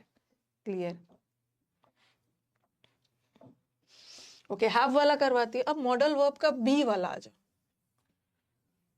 मॉडल वर्ब के बाद बी आता है, ठीक है। कभी कभी मॉडल वर्ब के बाद बी आके खत्म हो जाएगा, लेकिन जैसे जैसे मैंने लिखा ही विल बी ऑनेस्ट। तो यहाँ ऑनेस्ट तो एडजेक्टिव है, यहाँ पे बी आके खत्म हो गया, बी के बाद कोई दूसरा वर्ब नहीं आ रहा। लेकिन कभी कभी उस बी के बाद भी कोई वर्ब आता है, जैसे लिखा he will be working day and night, दिन रात मेहनत करेगा। He will be treated by the doctor, उसको डॉक्टर के द्वारा ट्रीट किया जाए, तो कभी कभी तो बी आके खत्म हो जाता है। मैं बात कब कर रही हूँ, यहाँ पे तो बी आके दूसरा कोई वर्ब आया ही नहीं, सिर्फ एडजेक्टिव आ गया। लेकिन कभी कभी बी के बाद भी कोई वर्ब आ रहा है। देखो यहाँ तो बी के बाद एडजेक्टिव आ गया, लेकिन बी के बाद यहाँ आईएनजी वाला वर्ब आ रहा है, और यहाँ बी के बाद थर्ड फॉर्म आ रहा है। ओके, तो जब थर्ड फॉर्म आ गया तो बी के बाद मॉडल वर्ब आया, बी आ गया। यहाँ तो कोई वर्ब नहीं ले रहा है, बट अगर कोई वर्ब आईएनजी ले रहा है तो वो एक्टिव है। ये तो इजी है। अगर V3 ले रहा है तो वो पैसिव है। मॉडल वर्ब के बाद बी लगा के थर्ड फॉर्म आए, देखो ही विल बी ऑनेस्ट, तो यहाँ तो कोई थर्ड फॉर्म आया ही नहीं है, ये तो ऐसे ही एक्टिव है, वो खुद ऑनेस्ट रहेगा। ही विल बी वर्किंग, वो दिन रात मेहनत करेगा, खुद मेहनत करेगा, एक्टिव है। और he will be treated, doctor के द्वारा उसका ट्रीटमेंट होगा, वो कुछ नहीं करेगा, डॉक्टर के द्वारा ट्रीटमेंट होगा, ये पैसिव है। तो कहने का मतलब है कि बी के बाद आईएनजी आ गया, बी के बाद आईएनजी आ गया तो एक्टिव है, और बी के बाद V3 आया। अकेला बी V3 नहीं होता है, बी के बाद यहाँ तो एडजेक्टिव आ गया तो एक्टिव नहीं करना है, पैसिव नहीं करना है, एक्टिव है। बी के बाद V3 आएगा तभी पैसिव। देखिए वर्ब में आईएनजी ऐड करने का रूल। अच्छा, तो ये सब वर्ब में आईएनजी, ये सब भी तो वर्ब ही है, ये सब तो वर्ब ही है।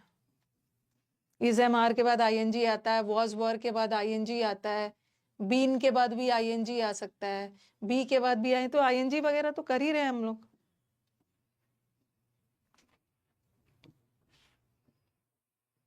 हैज के बाद आईएनजी नहीं आता है।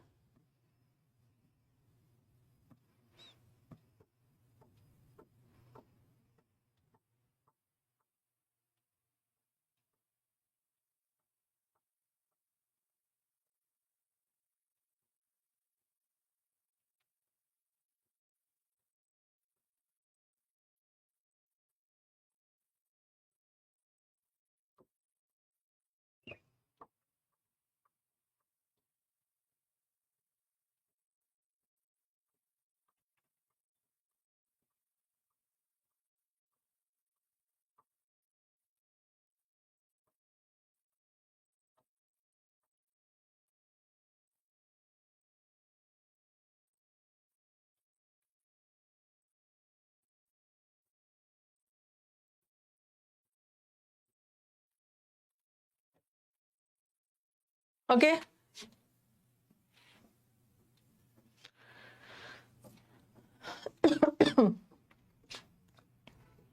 ठीक है, नोट करवा लिया। यही वाला मैंने लिखा, ठीक है, ये सब फिर से लिखने की जरूरत नहीं है, वही वाला लिखा। मॉडल वर्ब के बाद के हैव के बाद V3 आ गया तो एक्टिव, हैव के बाद बीन लगा के आईएनजी लगाया तो अरे हाँ आईएनजी आ गया तो ये भी एक्टिव, और हैव के बाद बीन, बीन के बाद जहां V3 दिख जाए पैसिव। जो चीज मैंने पढ़ाया वही है।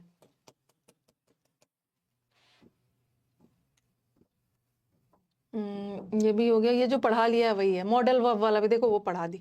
मॉडल वर्ब के बाद बी करके आईएनजी आ गया तो एक्टिव, और V3 लगा दिया तो पैसिव। मत लिखना ही will be given proper treatment, यहाँ तो बी के बाद V3 आ गया तो ये पैसिव जाएगा ना, उसको प्रॉपर ट्रीटमेंट दी जाएगी किसी और के द्वारा। और ये यहाँ बी के बाद आईएनजी आ गया, एक्टिव एक्टिव एक्टिव। ओके, हाँ क्वेश्चंस है ये वाला ना। देखो आप लोग बोलते हो ना कि एक चीज मैं बताऊं आपको कि एसएससी की हिस्ट्री में सबसे कठिन पेपर आया था 2017 में, जब आपका एग्जाम ऑफलाइन हुआ करता था। ओके, 18 के से ऑनलाइन आया है ना, 17 तक एग्जाम ऑफलाइन हुआ करता था। और 17 के पेपर में मेंस में पहले क्या होता, मेंस में 200 क्वेश्चन इंग्लिश होता था और 200 क्वेश्चन मैथ्स होता। मेंस में रीजनिंग और जीएस नहीं आता था, 200 क्वेश्चन होते थे। और 2017 में ना मैथ्स का पेपर भी डिफिकल्ट आया था और इंग्लिश का पेपर भी डिफिकल्ट आया था। और जिसने 2017 का पेपर बनाया था उसको जरूर वर्ब चैप्टर से बहुत प्यार होगा। अगर कोई बच्चा बाकी सारा टॉपिक छोड़ के सिर्फ वर्ब पढ़ के चला गया होता ना तो उसका तो 80% एरर बन गया होता। तो उसने भर भर के वर्ब चैप्टर से एरर लिया। ओके, वर्ब चैप्टर से भर भर के एरर्स आया। तो ये वाला जो क्वेश्चन है ना, और वर्ब चैप्टर का ना बड़ा कॉन्सेप्चुअल पूछा था जो अभी हम लोग पढ़ रहे हैं। मॉडल वर्ब का भी एकदम कॉन्सेप्चुअल, ये नहीं पूछा था कि शुड क्या बताता है, जब हम किसी को एडवाइस देते हैं शुड यूज करते हैं, वो सब नहीं आया था, बड़ा कॉन्सेप्चुअल टाइप से क्वेश्चन होता था। ठीक है, तो अब देखो ये वाला क्वेश्चन आया था, ये सब इसको आप चेक कर सकते हो, 2017 का क्वेश्चन है। अब मेरे को बताओ, एक मिनट, एक चीज ना मेरे को ये बताना है, जैसे मैंने बोला कि ही विल बी वर्किंग, तो बी के बाद हम वर्ब आ सकता है, बट कभी कभी वी के बाद वर्ब नहीं आता है। ही विल बी ऑनेस्ट, और फिर मैंने लिखा he will be my student, वो आगे से मेरा स्टूडेंट रहेगा।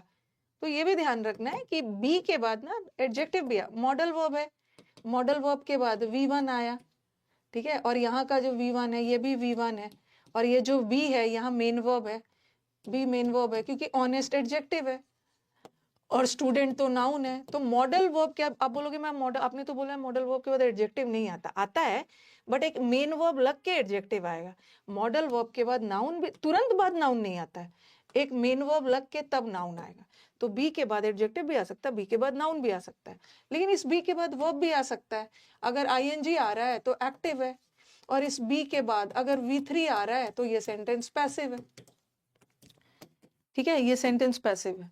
तो अब यहाँ वाला क्वेश्चन 2017 का ही है, यहाँ ये वाला क्वेश्चन है, और 2017 का पेपर ऐसा आया था ना कि एक ही सेट में वर्ब के साथ साथ वो पार्ट ऑफ स्पीच भी पूछ दे रहे हैं कि एडजेक्टिव की जरूरत है कि नाउन की जरूरत है या क्या की जरूरत है। और क्वेश्चंस का लैंग्वेज ऐसा आया था ना कि जो बच्चा सोचेगा कि क्वेश्चन पढ़ के हम उसकी हिंदी करें, हिंदी विंदी कुछ समझ में नहीं आएगा, हिंदी करने बैठोगे भी तो कुछ एरर्स बनने वाला नहीं है। ओके, बस आपको देखना है कि आप अपना ग्रामर सही लगा ले रहे हो कि नहीं। अब देखो यहाँ पे देखना, आप बोलोगे कि मैम विल तो मॉडल वर्ब है, ठीक है, मॉडल वर्ब यहाँ तो थोड़ा इन्होंने दूसरा टाइप का पूछ दिया है, मॉडल वर्ब के साथ V1 आया है, यहाँ भी मॉडल वर्ब के साथ V1 आया, सॉरी V1 आया है, और 2017 का यहाँ भी मॉडल वर्ब के साथ V1 आया है, और यहाँ भी मॉडल वर्ब के साथ V1 आया है। बट मैंने क्या बोला है कि बी के बाद वर्ब भी आ सकता है, नाउन भी आ सकता है, ठीक है, और एडजेक्टिव भी आ सकता है, कुछ भी आ सकता है। ये जो क्रिटिकल का मतलब होता है इंपॉर्टेंट, ठीक है, ये एडजेक्टिव है। क्रिटिकल मतलब कोई चीज इंपॉर्टेंट है, और इंपॉर्टेंट एडजेक्टिव होता है, और एडजेक्टिव में जब एलवाई लगता है तो ये एडवर्ब बन जाता है। ओके, और क्रिटिसिज्म का मतलब होता है आलोचना, ISM वाले वर्ड नाउन होते। अब हमें डिसाइड करना है यहाँ तो, और विल बी क्रिटिक्स, क्रिटिक्स हम आलोचक को बोलते हैं, ये भी नाउन है, नाउन है, नाउन है, नाउन है। रुको रुको एक मिनट, ये थोड़ा सा बता दो, क्रिटिक्स कौन है? क्रिटिक्स आलोचक है, जो आलोचना करते हैं। ओके, सही गलत वाला आलोचक। और ये है क्रिटिसिज्म, क्रिटिसिज्म का मतलब होता है आलोचना। तो आप बोलोगे मैम दोनों में क्या डिफरेंस है? दोनों नाउन है, क्रिटिक्स भी नाउन है बट ये कॉमन नाउन है, और आलोचना एब्स्ट्रैक्ट नाउन है। ठीक है, नाउन तो ये भी है बट ये एब्स्ट्रैक्ट नाउन है।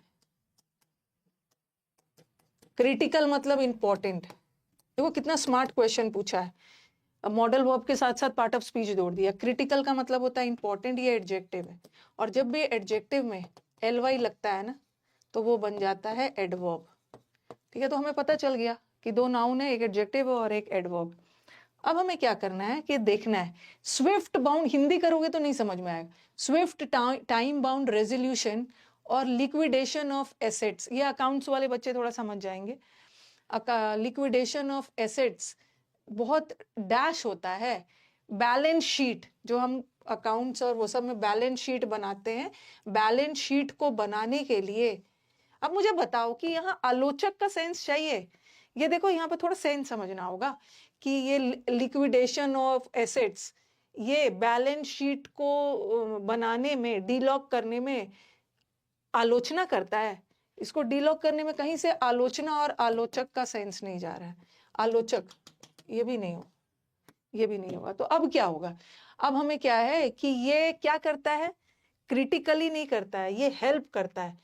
ये क्या करता है, ये बहुत इंपॉर्टेंट है बैलेंस शीट को डीलॉक करने के लिए। तो आंसर यहाँ पे ओके, लिक्विडेशन की विशेषता बतानी है। ठीक है, लिक्विडेशन करने के लिए इसका एक इंपॉर्टेंट रोल है। लिक्विडेशन नाउन है, नाउन की विशेषता एडजेक्ट। कल मैं इस पे बेस्ड और भी क्वेश्चंस करवाऊंगी आपको, कि आज मेरा यूट्यूब क्लास भी है।